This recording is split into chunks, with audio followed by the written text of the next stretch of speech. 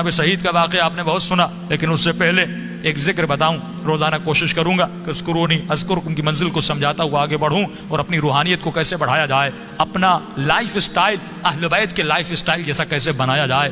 یہی ذکر کتنا فائدہ دیتا ہے. ایک شخص کہتا ہے میرا باپ بڑا گنہگار تھا، میں نے غسل و کفن دے کے اسے دفن کیا، رات کو خواب میں اپنے باپ کو دیکھا، تعجب تب ہوا جب میں نے اپنے باپ کو جنت میں دیکھا.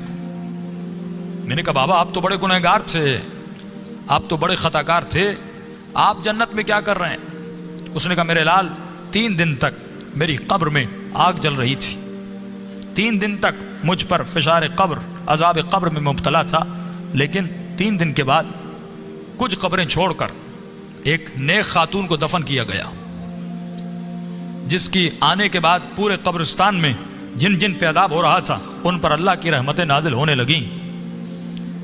فرمایا نور برس رہا تھا. کہا بابا یہ کیسا نور تھا؟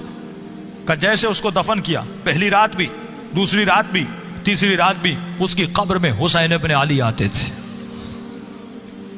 فرمایا جب اس خاتون نے میرے عذاب کو دیکھا، فرمایا اس کے دل میں رحم پیدا ہوا، اور جب امام حسین اس کی قبر میں آئے تو اس نے کہا مولا مجھ پر تو رحمتیں ہیں، لیکن یہ بھی آپ کا چاہنے والا ہے، اس کی قبر میں عذاب ہو رہا ہے، میں چاہتی ہوں میری خاطر آپ اس کی شفاعت کر دیں.